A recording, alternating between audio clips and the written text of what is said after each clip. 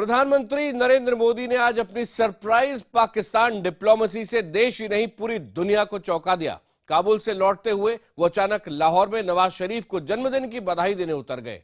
प्रधानमंत्री के इस अचानक दौरे ने पाकिस्तान सरकार को भी सकते में डाल दिया और बताया जा रहा है कि पाकिस्तान की सेना को भी 3 घंटे पहले ही पता चला कि मोदी वहां आ रहे हैं। नवाज शरीफ खुद उनके आगवानी के लिए एयरपोर्ट पहुंचे। प्रधानमंत्री मोदी ने रायविंड के उनके पैतृक निवास पर 1.5 घंटे साथ गुजारे।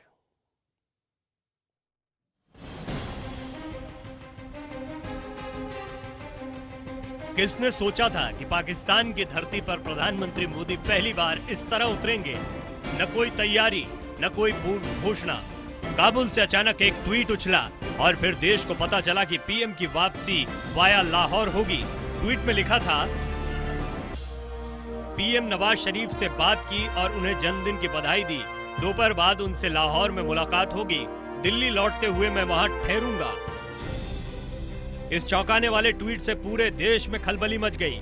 पीएम की सरप्राइज डिप्लोमेसी से हर कोई सकते में था। विदेश मंत्रालय के सूत्रों ने खबर दी कि इस दौरे के बारे में भारतीय उच्चायोग और विदेश मंत्रालय को भी आखिरी क्षणों में पता लगा। लाहौर के अल्लामा इकबाल एयरपोर्ट पर मोदी की अगवानी के लिए खुद नवाज शरीफ पहुंचे। दोनों ने एक दूसरे को गले लगाया। हवाई अड्डे से रायविंड स्थित नवाज के पैतृक निवास तक का सफर सुरक्षा कारणों से हेलीकॉप्टर से हुआ। पाकिस्तानी फौज के हेलीकॉप्टर ने दोनों प्रधानमंत्रियों को रायविंड हेलीपैड पहुंचाया। इस दौरान पाकिस्तानी कमांडो ही पीएम को पूरी सुरक्षा दे रहे थे।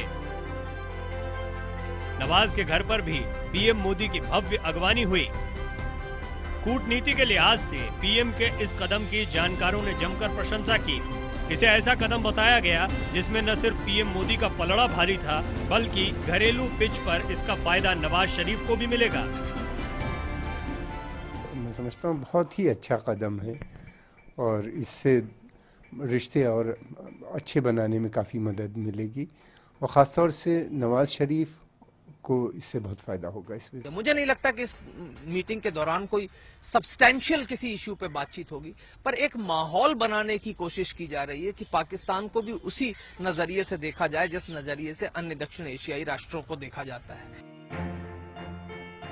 देश में हर जबान पर एक ही सवाल था कि आखिर इस मुलाकात की भूमिका कैसे बनी। आखिर पीएम अचानक इस तरह लाहौर कैसे चले गए। जल्द ही इस सवाल का जवाब भी मिल गया। सूत्रों के मुताबिक पीएम ने काबुल से केवल नवाज शरीफ को जन्मदिन की बधाई देने के लिए फोन किया था। हालचाल के दौरान नवाज ने बताया कि वो इस्लामाबाद में नहीं, लाहौर में अपने घर पर हैं। मोदी ने वजह पूछी तो उन्होंने कहा कि मेरी नतनी का निकाह होने वाला है और आज उसकी मेहंदी की रस्म। फिर क्या था, रिश्तों को मानवीय स्पर्श देने के माहिर पीएम मोदी ने तत्काल लाहौर आने की इच्छा जताई और नवाज ने छूटते ही कहा, क्यों नहीं। शरीफ साहब ने आग्रह किया कि आप फोन पर ही शुभकामनाएं देंगे। अगर आप पड़ोस में ही अफगानिस्तान में हैं, बेहतर होगा कि आप पाकिस्तान आइए और मैं आज लाहौर में हूं, इस्लामाबाद में नहीं हूं, तो अच्छा होगा। तो प्रधानमंत्री जी ने तुरंत हाँ कहा और वो गए। तो अच्छा कदम है, एक अच्छी पहल है। रायविंड में नवाज शरीफ के घर पर प्रधानमंत्री कुल 1.5 घंटे तक रहे। इस दौरान उनके साथ गया अधिकारियों का प्रतिनिधि मंडल भी वहां मौजूद रहा। यह शायद पहली बार हो रहा था कि निजी रिश्ते और कूटनीतिक संबंध एक साथ निभाए जा रहे थे। विदेश मंत्रालय के प्रवक्ता विकास स्वरूप ने रायविंड से ही ट्वीट किया, शोर से दूर एक निजी संबंध। रायविंड में प्रधानमंत्रियों ने भारत पाक रिश्तों पर बात की। तो वहीं सूत्रों के जरिए समाचार एजेंसी पीटीआई ने खबर दी कि पीएम मोदी ने नवाज शरीफ की मां के पांव छुए। मोदी के स्वागत में उनके लिए शाकाहारी खानपान का ध्यान रखते हुए बेहतरीन व्यंजन भी तैयार किए गए थे, जिनमें पालक पनीर की सब्जी और खीर भी थी। हमने तो जो यहाँ पर खाना बनाया हुआ है और उसमें जो मुझे अब तक पता चला है, मेन्यू में मिक्स वेजिटेबल है, पालक पनीर है, गाजर का हलवा है और खीर है। तो हम तो उनको खाना खाए बगैर नहीं जाने देंगे। बहरहाल 1.5 घंटे के लाहौर प्रवास के दौरान सबसे बड़ी उपलब्धि दोनों नेताओं के बीच रिश्तों पर हुई बातचीत रही। नमो और नवाज दोनों इस बात पर सहमत थे कि समृद्धि के लिए दोनों देशों के बीच शांति जरूरी है। तो वजीर आजम ने कहा कि आप जरूर आइए, हमारे घर भी तशरीफ लाएं, हमारे मुल्क में आप आए हैं, आप हमारे मेहमान हैं हमारे साथ चाय पीजिए और दोनों मुल्कों के दरमियान जो ज़रूरी मामलात हैं उन पे बात भी करेंगे। बहरहाल पीएम मोदी ने कूटनीति पर अपने इस मास्टर स्ट्रोक से देश ही नहीं पूरी दुनिया को चौंका दिया। इससे दोनों देशों के रिश्तों में एक नई बयार की उम्मीद की जानी चाहिए।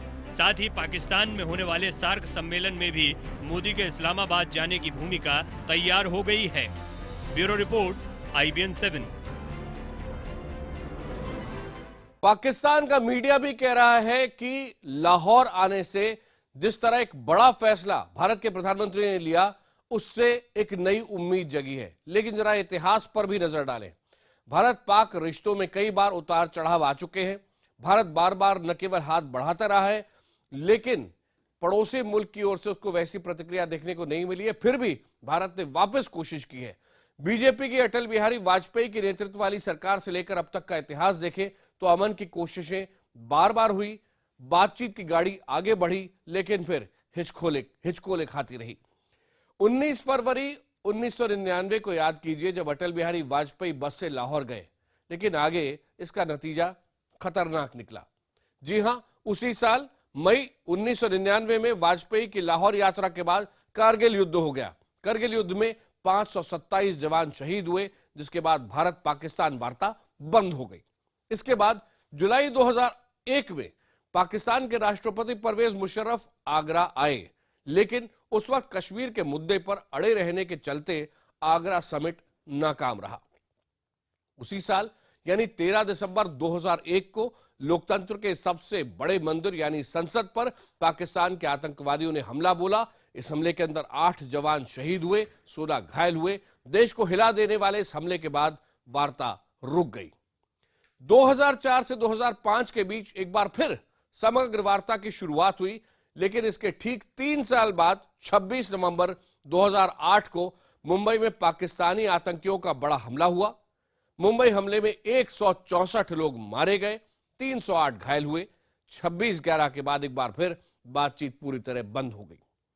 बाद में धीरे धीरे हालात बदलने पर 2010 में यानी 2 साल बाद दोनों देशों के बीच बातचीत शुरू हुई, लेकिन 2 साल बाद 2012 में भारतीय जवान का सिर काटने के बाद वार्ता फिर थम गई। अब बात प्रधानमंत्री मोदी के राज में पाकिस्तान के रिश्तों की। 2014 में चुनाव हुए, नरेंद्र मोदी के नेतृत्व में बीजेपी को बहुमत मिला और उसके बाद प्रधानमंत्री मोदी ने पाकिस्तान के साथ रिश्तों के एक नए अध्याय को शुरू करने की कोशिश की। 26 मई 2014 को अपने शपथ ग्रहण में नवाज शरीफ को आमंत्रित किया और नवाज शरीफ वहां आए। पाकिस्तान में माना गया कि नवाज शरीफ ने एक बड़ी रिस्क ली है भारत आकर। दोनों के बीच 50 मिनट तक आतंकवाद समेत कई मुद्दों पर चर्चा हुई, लेकिन बाद में हालात बदलने पर 19 अगस्त 2014 को विदेश सचिव स्तर की बातचीत रद्द कर दी गई।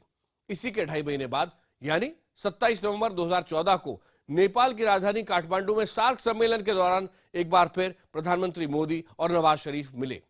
यह सिलसिला आगे जारी रहा। 8 महीने बाद 10 जुलाई 2015 को उफा में प्रधानमंत्री मोदी और नवाज शरीफ मिले, लेकिन एक महीने में यानी 22 अगस्त 2015 को भारत पाकिस्तान NSA स्तर की बातचीत रद्द कर दी गई। रिश्तों की यह गाड़ी और आगे बढ़ी और 29 सितंबर 2015 को संयुक्त राष्ट्र सम्मेलन में दूर से ही सही दोनों के बीच अभिवादन हुआ और उसके बाद एक बार फिर 30 नवंबर 2015 को पेरिस में पर्यावरण समिट के दौरान प्रधानमंत्री मोदी और नवाज शरीफ फिर मिले। प्रधानमंत्री नरेंद्र मोदी के लाहौर दौरे के बाद विपक्ष की जो प्रतिक्रियाएं आ रही हैं वो बहुत पॉजिटिव नहीं है। कांग्रेस ने इसे कूटनीति का मजाक करार दिया है। दूसरे विपक्षी दल पूछ रहे हैं क्या पाकिस्तान से रिश्ते सुधर गए हैं जो प्रधानमंत्री इतने उतावले होकर अचानक लाहौर चले गए।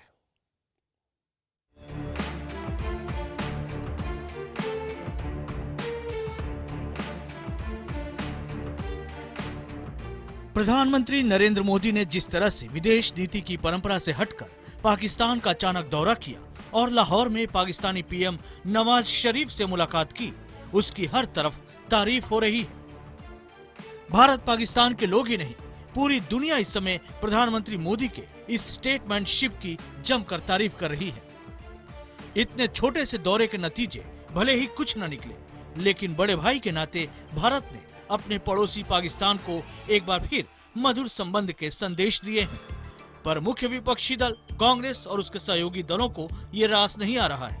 यूथ कांग्रेस ने तो इस दौरे के विरोध में दिल्ली में प्रदर्शन तक कर डाला।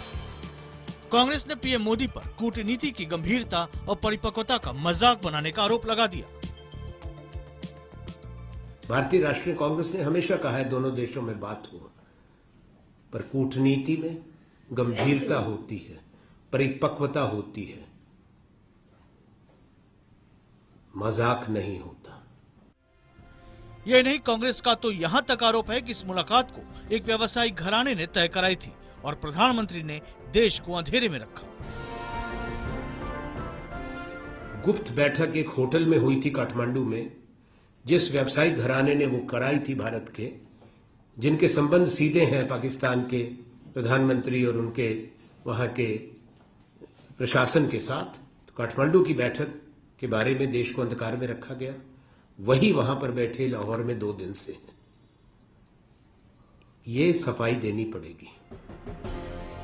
कांग्रेस ही नहीं, दूसरे बीजेपी विरोधी दल भी पीएम मोदी के इस अप्रत्याशित कदम पर सवाल खड़े कर रहे हैं। खुद केंद्र में बीजेपी की सहयोगी शिवसेना भी पीएम मोदी के पाकिस्तान के इस दौरे से खुश नहीं है।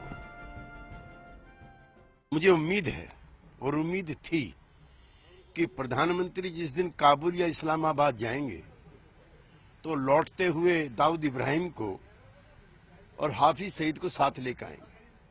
मुझे बहुत पीड़ा हुई कि वो केक खाने के लिए इस्लामाबाद जा रहे हैं। When Parliament was in session, we were told Prime Minister is leaving for Russia, but nobody told us about his meeting with Mr. Nawaz Sharif. क्या आज के मुलाकात के बाद दाऊद इब्राहिम को हिंदुस्तान के हवाले किया जाएगा?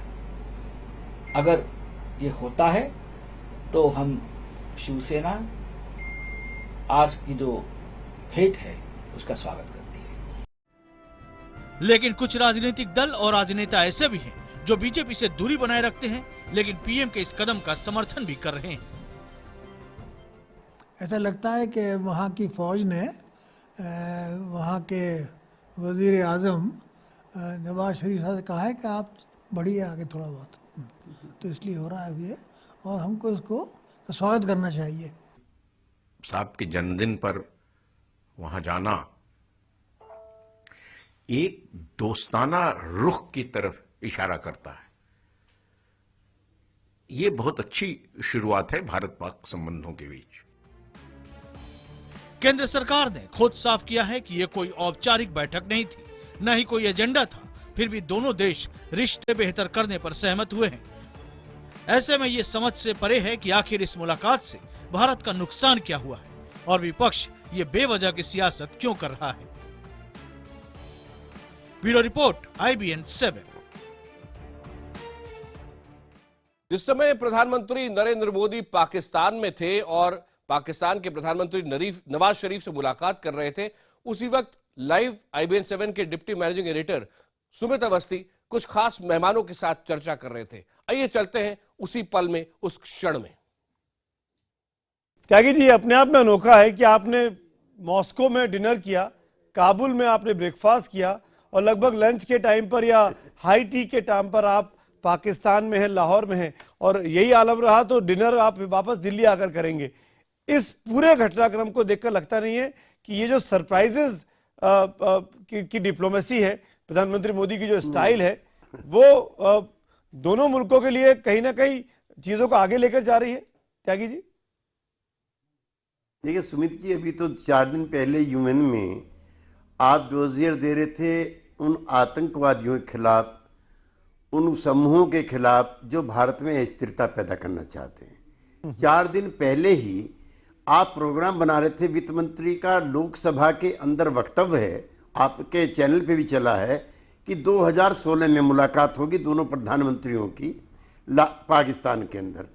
अब ये तो अनडिप्लोमेटिक मूव है। सवाल ये कि बीते 4 दिनों में ऐसा क्या बदल गया?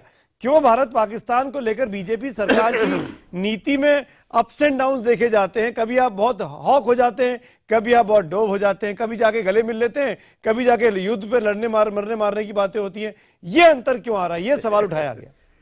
सुमित देखिए जी। समझिए सुमित जी, अगर हम पहल प्रारंभ नहीं करेंगे, अगर ऐसी बातें नहीं करेंगे, क्या ये शुरुआत अच्छी नहीं है? क्या बातचीत, कितना भी बड़ा युद्ध हुआ हो, उसकी बातचीत तो टेबल पर ही हुई है, शांति वार्ता ही होती है। इसलिए अगर इसी तरह से हम कोई शुरुआत करेंगे तो जो त्यागी जी कह रहे हैं कि बर्फ पिघलने वाली बात, तो बर्फ पिघलने की बात भी धीरे धीरे शुरुआत होगी। लेकिन इसको इस बात पर एरामेंट होना कि नहीं ये हम किसी चीज में नहीं पड़ते, हम एक अच्छी शुरुआत को, अच्छी बात की अच्छी प्रशंसा करने के द्योतक हैं कि नरेंद्र मोदी जी ने एक बहुत अच्छा कदम स्टेट्समैनशिप दिखाई है और अच्छे निर्णय लेकर वो गए हैं, और यही कारण है कि आज सारा देश उनकी चर्चा कर रहा है। ये स्टेट